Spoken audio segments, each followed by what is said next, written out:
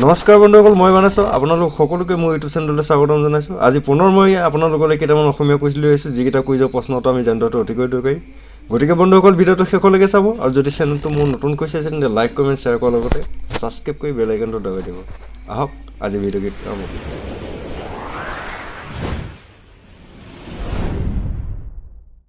বন্ধুসকল, আজি কুইজৰ প্ৰথম প্ৰশ্নটো হ'ল অসমৰ প্ৰাচীনতম শাসকগৰাকীৰ নাম কি আছিলে? হয় বন্ধুসকল, অসমৰ প্ৰাচীনতম শাসকগৰাকীৰ নাম কি আছিলে? উত্তৰটো কমেণ্ট কৰি জনাবচোন মোক।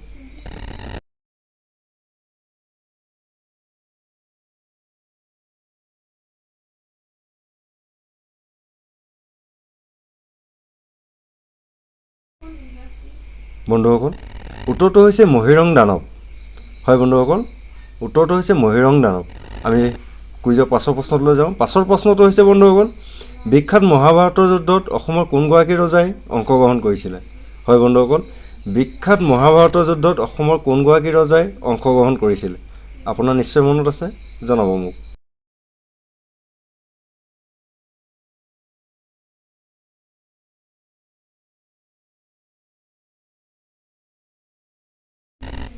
বন্ধুসকল, উত্তৰটো হৈছে ভগদত্ত। হয়, বিখ্যাত মহাভাৰত যুদ্ধত অসমৰ ভগদত্ত ৰজাই অংশগ্ৰহণ কৰিছিলে। আমি কুইজৰ পাছৰ প্ৰশ্নটোলৈ যাওঁ। পাছৰ প্ৰশ্নটো হৈছে বৰ্মন ৰাজবংশৰ প্ৰথমগৰাকী ৰজাৰ নাম কি আছিলে? হয় বন্ধুসকল, বৰ্মন ৰাজবংশৰ প্ৰথমগৰাকী ৰজাৰ নাম কি আছিলে? যদি আপোনাৰ মনত আছে কমেণ্ট কৰি জনাব মোক।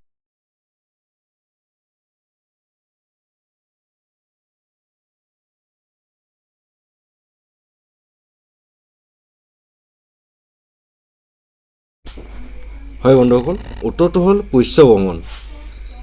বৰ্মন ৰাজবংশৰ প্ৰথমগৰাকী ৰজাৰ নাম আছিলে পুষ্যবৰ্মন। আমি কুইজৰ পাছৰ প্ৰশ্নটোলৈ যাওঁ। পাছৰ প্ৰশ্নটো হৈছে ৰংঘৰ আহোমৰ কোনজন ৰজাই নিৰ্মাণ কৰাইছিলে? হয় বন্ধুসকল, ৰংঘৰ আহোমৰ কোনজন ৰজাই নিৰ্মাণ কৰাইছিলে? উত্তৰটো যদি আপোনাৰ মনত আছে কমেণ্ট কৰি জনাবচোন মোক।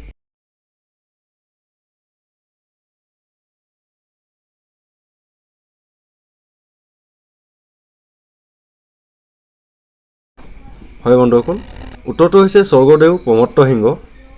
ৰংঘৰ স্বৰ্গদেউ প্ৰমত্ত সিংহই নিৰ্মাণ কৰাইছিলে। আমি পাছৰ কুইজটোলৈ যাওঁ।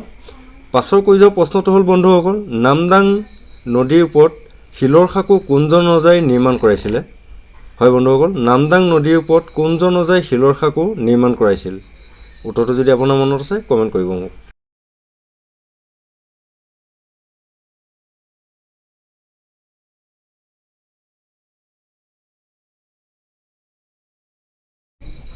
বন্ধুসকল, উত্তৰটো হৈছে স্বৰ্গদেউ ৰুদ্ৰসিংহ।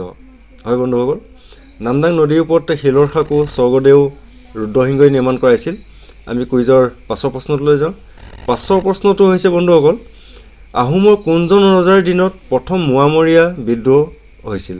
হয় বন্ধুসকল, আহোমৰ কোনজন ৰজাৰ দিনত প্ৰথম মোৱামৰীয়া বিদ্ৰোহ হৈছিল? আপোনাৰ যদি উত্তৰটো মনত আছে কমেণ্ট কৰিব মোক।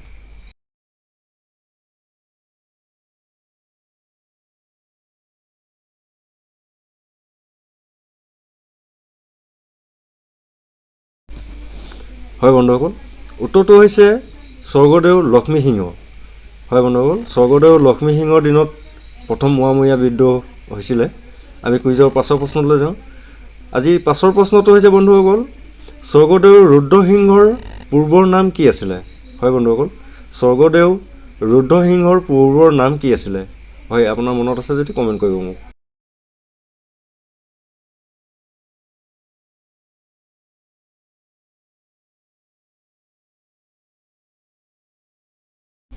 হয় বন্ধুসকল, উত্তৰটো হৈছে লাই কোঁৱৰ।